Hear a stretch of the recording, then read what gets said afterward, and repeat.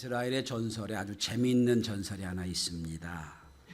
어느 유명한 랍비가 순례 여행을 다니었습니다. 순례 여행을 다니는 랍비기에 그가 가진 재산이라고는 아주 단출합니다. 타고 다니는 나귀 한 마리, 그리고 밤에 성경을 볼 수 있는 등불 하나, 그리고 수탉 한 마리, 그리고 이고 다니는 천막 하나밖에 없었습니다. 하루는 어느 마을에 들어가서 그 마을의 말씀을 전하려고 계획하고 들어갔는데 어떤 집도 이 랍비를 환영해 주지 않는 겁니다. 하루 저녁도 가서 잘 집이 없는 거예요. 어쩔 수 없어서 랍비는 그 마을이 잘 내려 보이는 위에 동산에 올라가서 텐트를 천막을 치고 하루를 유숙하기로 했습니다. 텐트를 치고 등불을 켜고 성경을 읽고 있었습니다. 그런데 이상한 소리가 나는 것 같아서 텐트를 열고 나가 봤더니 타고 다니는 나귀를 누가 훔쳐간 거예요. 당장 타고 다닐 나귀가 없으니 어떻게 걸어 다녀야 되나 고민하고 원망하다가 하나님이 알아서 하시겠지. 그리고 또 성경을 계속 보기 시작했습니다. 갑자기 바람이 불더니 등불이 꺼지면서 설상가상으로 등불이 넘어지고 있는 기름을 다 쏟아버렸습니다.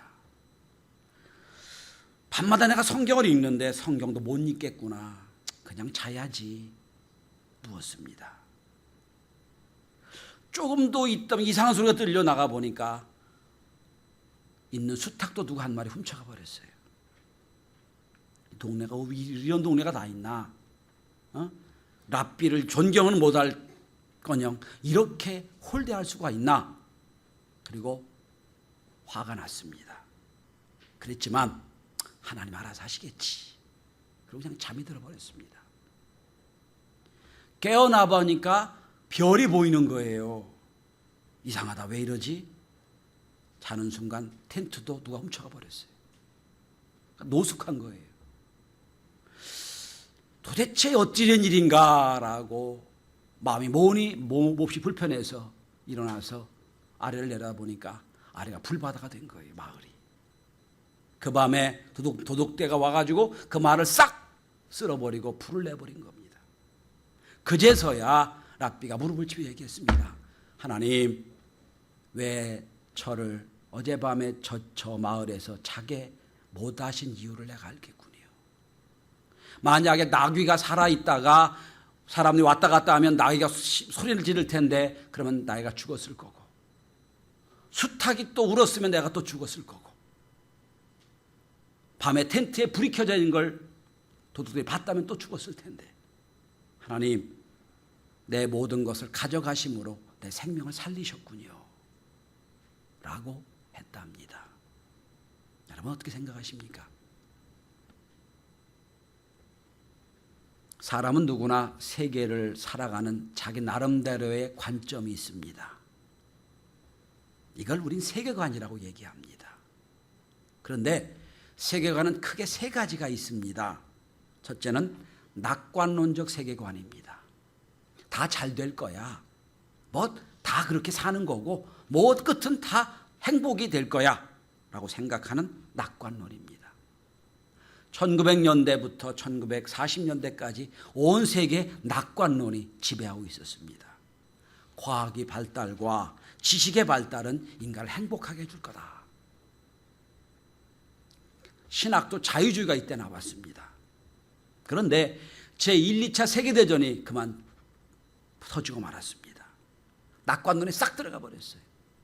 과학이 발달하고 뭐 지식이 발달해도 결국은 사람은 자기를 죽이는 밖에 없구나. 그리고 낙관론이 들어가고 그 다음엔 비관론이 등장합니다. 비관론은 그겁니다. 모든 것을 다 불행하게 보는 겁니다. 결국은 죽는 거 아니냐. 인생의 끝 경 죽는 거 아니냐. 비관론자 이런 말도 하죠. 인생은 태어나면서 죽음을 향해 달리는 화살과 같다. 비관론이에요. 이 비관론은 결국 염세주의가 됩니다. 염세주의로 가지 않으면 쾌락주의로 갑니다. 어차피 죽을 거니까 즐기며 죽자. 쾌락주의가 되는 거예요. 결국은 같은 비관론입니다. 그런데 낙관론도 아니고 비관론도 아니고 또 하나의 세계관이 있습니다. 이 세계관은 신앙적인 세계관입니다. 하나님이 우주 만물을 우연히 만든 것도 아니고 우연히 움직이는 것도 아니고 하나님의 뜻과 섭리와 계획에 따라 움직인다. 역사의 주관자는 하나님이시다. 역사의 처음과 끝을 하나님이 붙잡고 계신다. 역사의 알파 오메가 하나님이 갖고 계신다. 하나님은 역사를 시작하셨고 역사를 끝내실 것이다. 이런 세계관으로 세상을 보는 겁니다. 그래 이런 신앙의 세계관을 갖고 있는 사람들은 역사라고 하는 영어 단어 히스토리를 이렇게 해석합니다. His story. 그의 이야기다. 하나님 이야기라는 거예요.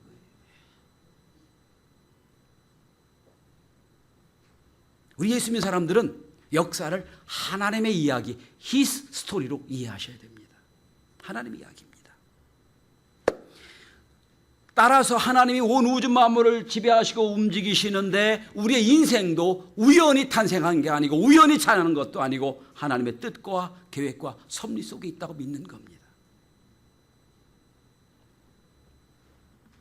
성경의 주제는 창세기 1장부터 요한계시록 22장까지의 주제는 하나님이 우주 만물의 주인이시다는 거예요. 이게 전제가 안 되면 성경은 100번 읽어도 소용없습니다. 그러니까 잠시 동안 불의가 판치고 잠시 동안 악이 성행해도 결국은 하나님이 움직이신다. 결국은 선한 길로 인도하신다. 이런 역사관을 믿는 사람들이 예수 믿는 사람들입니다. 역사의 깊은 곳에 하나님이 개입하셔서 움직이셔서 이 땅이 결국 온 인류를 구원하시고자 하는 하나님의 뜻이 있다. 이걸 믿는 게 신앙적 세계관이십니다. 오늘 본문은 바로 그 신앙적 세계관을 아주 압축적으로 보여주는 본문이 있습니다. 여러분 본문의 28절에 제가 오늘 2번 읽었지요. 오늘 28절의 주제입니다. 모든 것이 합력하여 선을 이루느니라. 이게 신앙적 세계관을 갖고 있는 사람들의 하나의 모토입니다. 모든 것이 합력하여 선을 이루시느니라. 저는 이 오늘 고백이 우리의 신앙 고백이 되어야 한다고 믿습니다. 이런 고백을 하고 살아야 돼요. 자, 그러면 하나님께서 어떻게 모든 것이 합력하여 선을 이루시는가? 첫째로 하나님은 언약을 통하여 이루어 나가십니다. 언약, 약속을 통하여 하나님의 선을 이루어 나가십니다. 성경은 한마디로 인류를 구원하시는 하나님의 이야기예요. 사탄의 꿰매에 빠져 죄의 노예가 되어버린 인간을 구원하시고자 하는 하나님의 일방적인 사랑. 이게 성경 이야기예요. 혹시 원사이드 러브 하신 분 계십니까?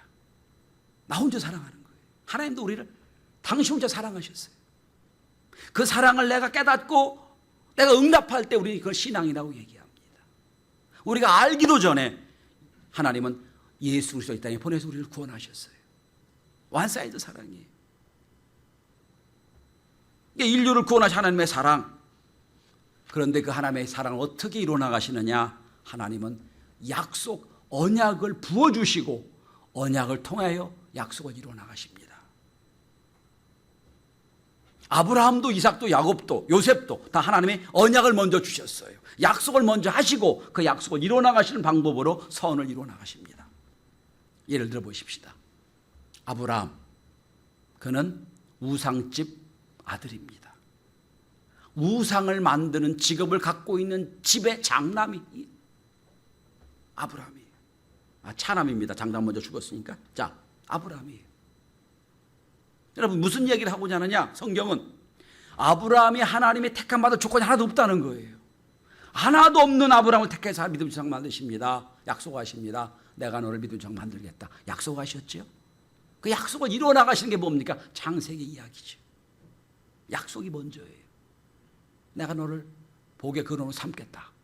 약속을 하시고 그 약속을 약속을 이루시기 위해 하나님 인생을 간섭하시는 거예요.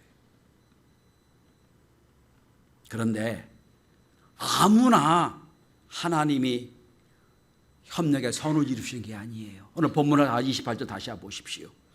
하나님이 그에게 약속을 주셔서 선을 이루시는 사람은 두 부류의 사람이 있습니다. 하나님을 사랑하는 자, 그 뜻대로 부르심을 받은 자. 같은 사람이죠, 결국은. 하나님의 사랑을 깨닫는 사람에게만 역사하시는 거예요. 그래서 이렇게 시작합니다. 우리가 알거니와.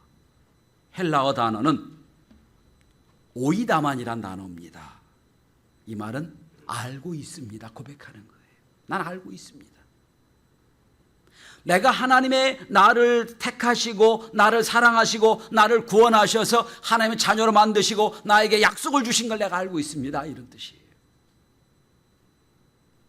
여러분, 하나님이 우리를 약속으로 불러주심을 알고 계십니까? 그게 오늘 본문이에요. 우리가 알거니와 하나님의 사랑하는 자, 그때 또 부심은 입은 자들에게는 합력하여 선을 이루시는 거다.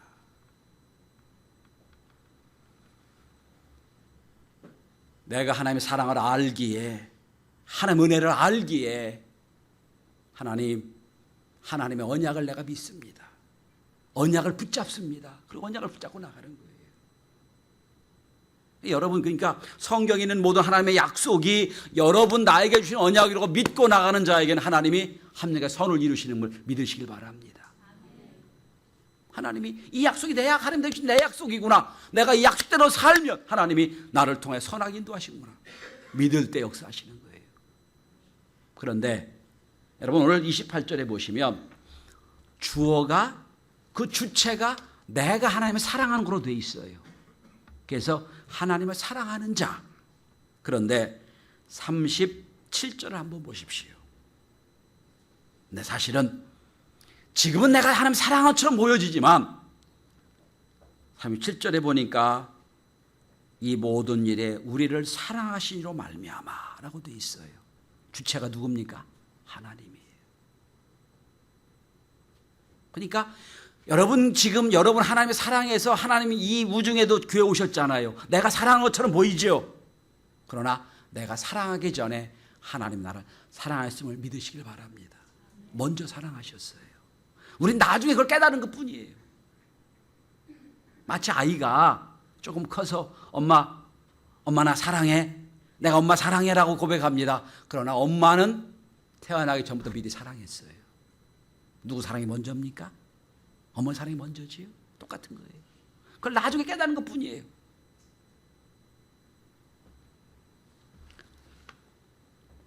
잠언 14장 16장 4절엔 이런 말씀이 있습니다.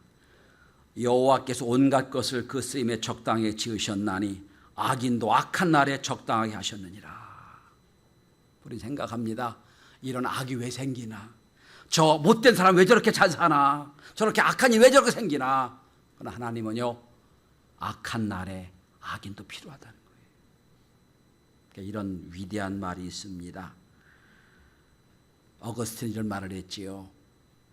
마귀는 하나님께 간접적으로 영광을 돌리고 천사는 하나님께 직접적으로 영광을 돌린다. 이해가 되세요? 사탄이 하는 일을 나중에는요, 지금 하나님께 반한 것 같지만 나중엔 그 모든 일을 통해서 하나님 영광 받으신다는 거예요. 하나님은 선한 분이십니다. 그래서 그 선한 일을 우리 인생을 통하여 이루어 나가십니다. 누구에게? 하나님의 약속을 믿는 자에게. 두 번째로 오늘 본문을 한번 보십시오. 28절에 보시면 하나님은 우리 인생에 의도적으로 개입하셔서 선을 만들어 가십니다. 오늘 말씀의 제목이 그겁니다. 선을 만들어내시는 하나님. 여러분, 하나님이 약속을 우리에게 부어주셨으면 약속을 주시고 그 약속을 붙잡고 사는 사람에게 하나님이 선을 이루어 나가십니다. 그런데 그냥 놔도 선을 이루어 가는 게 아니에요. 하나님이 우리 인생을 개입하셔서 선을 이루어 나가십니다. 성도 여러분, 아이를 키워보시면 금방 이해하는 게 하나 있어요. 아이들에게 좋은 말을 아무리 가르쳐줘도요, 좋은 말 안 해요. 그런데 밖에 나가면 나쁜 말은 그렇게 금방 배워오는지, 욕은 또 그렇게 금방 배워오는지 몰라요.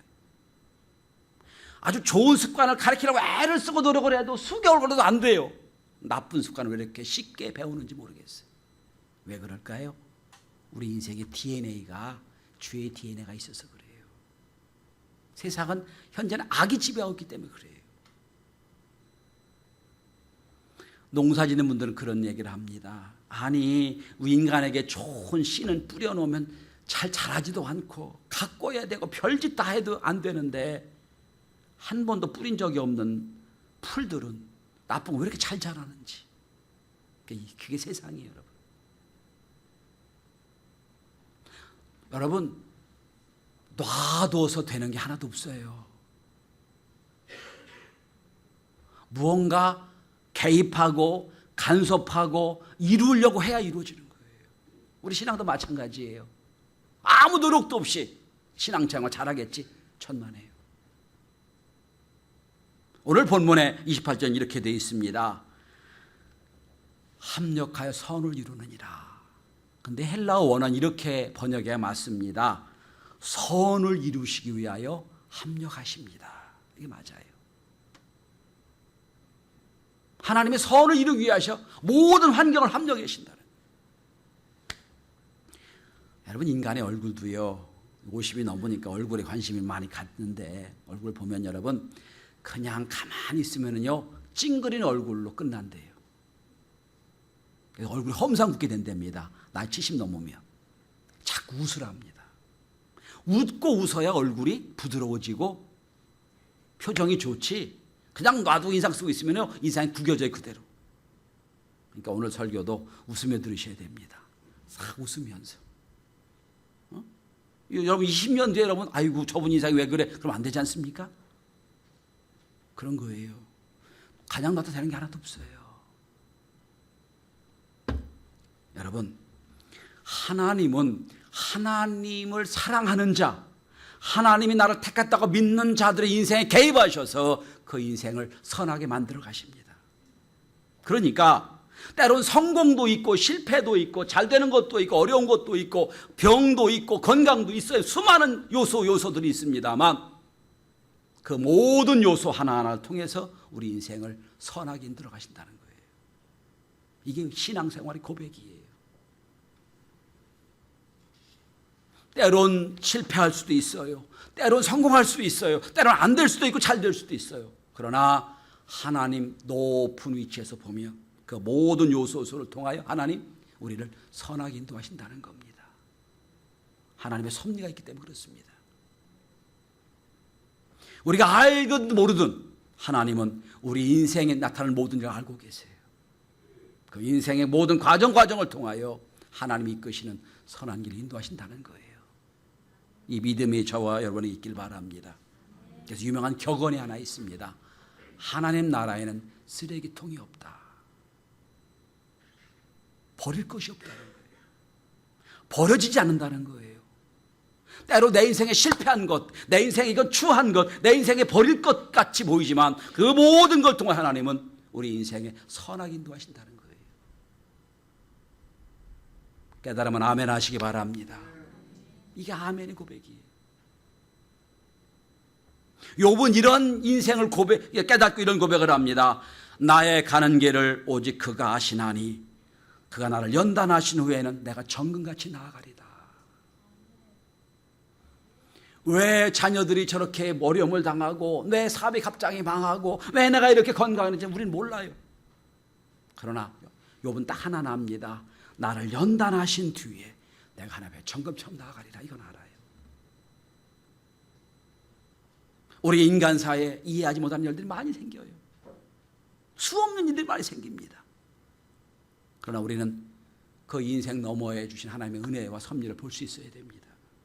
아, 합력의 선을 이루시는구나. 영국에 아주 똑똑한 소년이 있었다고 합니다. 얼마나 총명했던지 학교에서는 천재란 말을 들었다고 합니다. 어느 날 그 소년이 집으로 뛰어서 울며 오는데 눈이 철철 피가 납니다. 놀다가 친구들이 새총으로 눈을 쏴버려 눈이 실명하게 된 거예요. 부모들은 땅을 치고 울며 한탄합니다. 내가 하면 하나님 왜 이런 일을 주셨는가? 우리 아이를 왜 저렇게 잘하지도 않는데 저렇게 어려움을 주셨는가? 원망 불평을 했습니다. 근데 믿음 좋은 이 아이는 이렇게 말했다고 그럽니다. 엄마 아빠 걱정하지 마세요. 눈은 안 보이지만 머리는 있어요. 눈은 안 보이지만 손과 발이 있어요. 하나님 무슨 뜻이 있었겠지요. 거꾸로 된 거지요. 엄마 아빠는 날마다 불평 원망하면서 인생을 막 어렵게 하는데 이 자녀는 믿음으로 자랐습니다. 점자를 익혔고 중학교, 고등학교를 거쳐 대학을 나왔습니다. 나중에 정치인이 됩니다. 영국의 국회의원이 됐고 영국의 교통부 장관을 역임한 사람이 됐습니다. 이 사람의 이름이 헨리 포셋이라는 사람입니다. 여러분, 어떤 사건에 이거 왜 이러냐 설명이 안 될 수 있어요. 그러나 우리는 마지막을 알 수 있습니다. 하나님은 선하신 분이다. 내 인생을 통하여 하나님이 원하시는 뜻을 이루기를 원한다.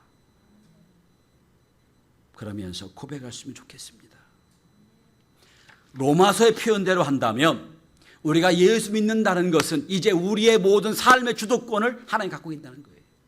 하나님의 양자가 됐다는 걸 얘기하는 거예요. 그러니까 이제 우리는 뭡니까? 내 모든 것 하나님이 하고 계시는 거예요. 죽이든 살리든 잘 되든 못 되든 하나님이 하실 거예요. 그런데 하나님은 선하신 분이죠. 나쁘게 역사할 분이 아니에요. 제 짧은 인생을 가만히 되돌아보면 그런 믿음을 갖게 됩니다. 원래 제가 문학가 되려고 했어요. 문학 청년이었어요. 지금도 책 읽기를 좋아합니다만 제가 대학을 막 들어가서 아버님에게 그랬어요. 아버님 저 문학가가 되려 했더니 딱 하신 말씀이 뭐라고 한 줄 아세요? 야 배고프단다. 그게 아직도 귀에 생생합니다. 문학을 하려고 했었어요. 원래 고등학교 때부터 문학반하고 뭐 각 대학교 가서 뭐 경연대회도 하고 그랬던 사람입니다. 근데 어쩌다가 대학을 못 가게 대학을 스톱하게 되고 방황하게 되고 학교를 옮겨 졸업을 합니다. 그런데 경영학과를 들어갔어요. 수학을 못한 사람이에요. 제가 수학 때문에 어려운 사람인데 수학 못하는 사람이 통계학, 회계학 해야 되고 경영학 해야 돼요. 아이고 왜 이렇게 하나 어려움을 당고 공부를 마쳤어요. 석사 박사를 마쳤어요. 처음에 제 인생이 꼬인 거죠. 처음보다 달라졌지요. 꼬였어요. 그런데 가만히 보니까요. 하나님이요. 지금 저를 만드시는 거 그렇게 인도하셨더라고요. 지금은 경영학 박사인 목사가 거의 없어요. 한국에. 리더십 경영학 가르칠 사람 저밖에 없어요. 블루칩이에요. 저는. 감리교단에서. 여러분 모르고 알지 모르지만 그죠? 가만히 보니까 여러분 제 인생에 실패했던 것 이건 아닌 것까지도 선하게 인도하셨더라고요. 여기까지 왔어요.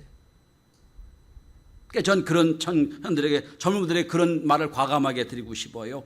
조금 실패한 것 같아도 인생이 잘 풀리지 않은 것처럼 보여도 조금 내가 어려운 일을 당해도 걱정하지 마십시오. 내가 안 풀린 걸 걱정하지 마시고 내가 하나님을 사랑하는 걸 먼저 걱정하십시오. 내가 인생에 왜 이렇게 꼬이냐 생각을 그 걱정하지 마시고 하나님이 나를 택하셨는가를 먼저 고민하셔야 됩니다. 그리고 오늘 28절 다시 한번 보십시오. 하나님을 사랑하는 자, 그의 뜻대로 부르심을 입은 자들에게는 모든 것이 합력하여 선을 이루느니라. 하나님이 택하신 자면, 하나님이 사랑하신 자라면 하나님이 분명히 책임지는 인생이 됩니다. 그러니까 우리의 사업도, 우리의 기업도, 우리의 인생도 맡겨드리면 됩니다. 하나님, 때론 이렇도 저럴 수도 있지만 하나님 우리 인생, 우리 기업을 통하여 선하게 인도할 줄 믿습니다. 맡기면 하나님이 분명히 좋은 열매를 맺게 하실 겁니다. 마지막 세 번째입니다. 자, 하나님은 언약을 통하여 선을 이루십니다. 우리 인생에 개입하셔서 우리 인생을 선하게 만들어내십니다. 그런데 한 걸음 더 나아가서 그냥 선하게 만드시는 거 아니에요. 오늘 본문에 여러분 30절 한번 보십시오. 뭐라고 되어 있냐면 정하신 그들을 부르시고 부르신 그들을 의롭다 하시고 의롭다 하신 그들을 영화롭게 하셨느니라.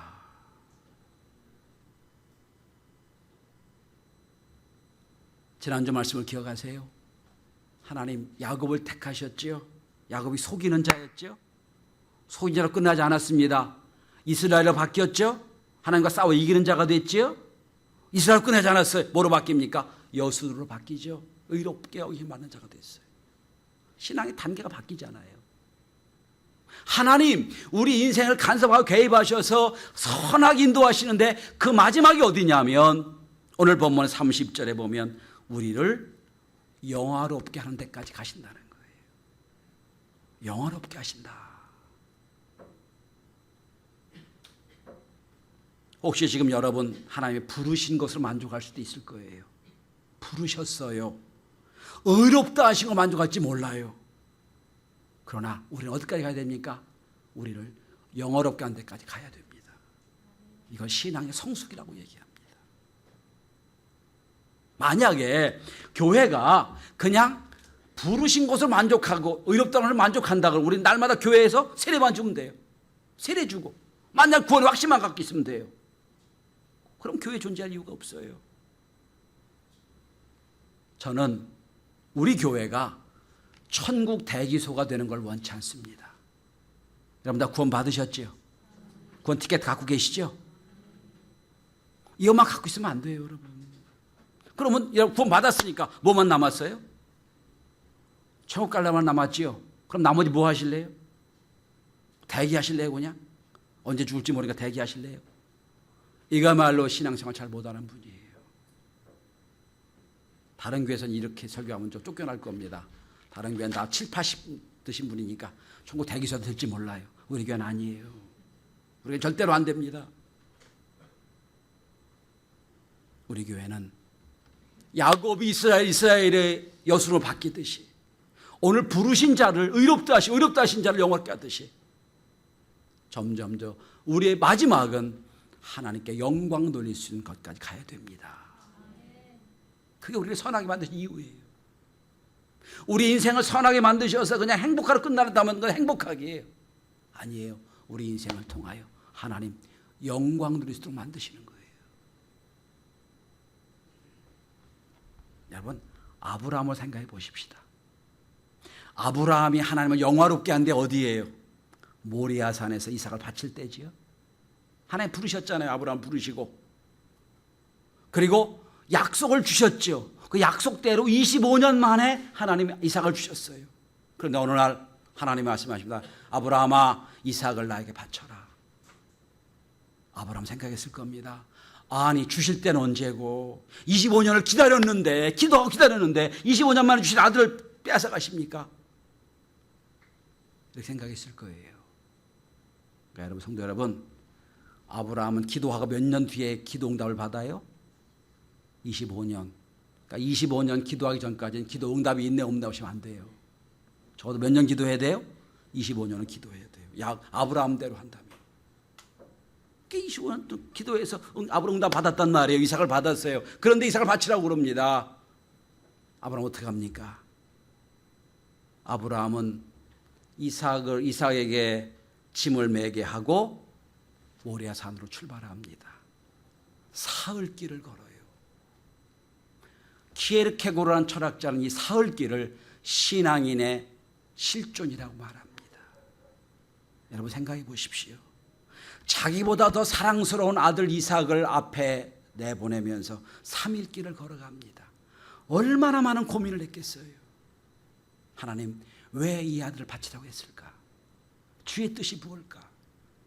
하나님 약속한 건 언제고 또 이 아들을 데려가시면 하나님 약속한 거 어떻게 이루어지려고 그러시나? 수많은 고민을 했을 거예요. 사흘길을 걸어갑니다. 그리고 모리아산 정상에서 이삭을 눕히고 죽이려고 합니다. 그때 하나님 말씀하십니다. 이삭아 아브라함 이삭을 건드리지 말아라. 이삭을 건드리지 말아라. 네 옆에 수풀에 양 한 마리 있는데 그 양을 잡아 제사를 드려라. 제사를 드렸어요. 여기까지 잘 아는 말씀입니다. 근데 전 그 다음을 상상해 봅니다.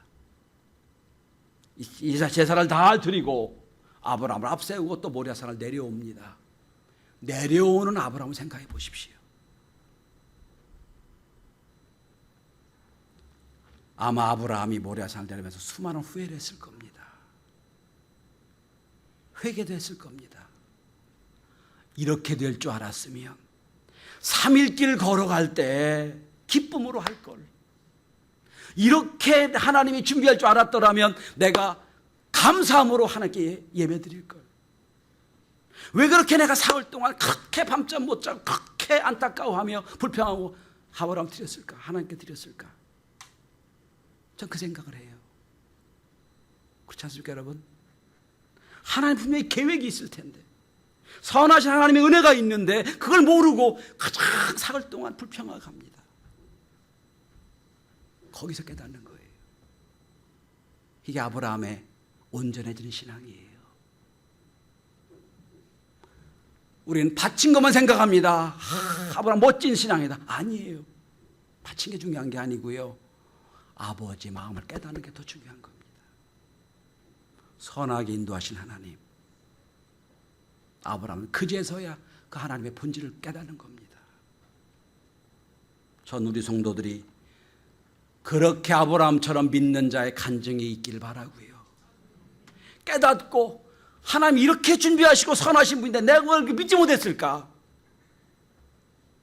하나님의 은혜를 더 깊이 깨닫는, 하나님을 영원롭게 하는 믿음의 결론을 갖는 저와 여러분이 될 수 있기를 주의 이름으로 축원합니다.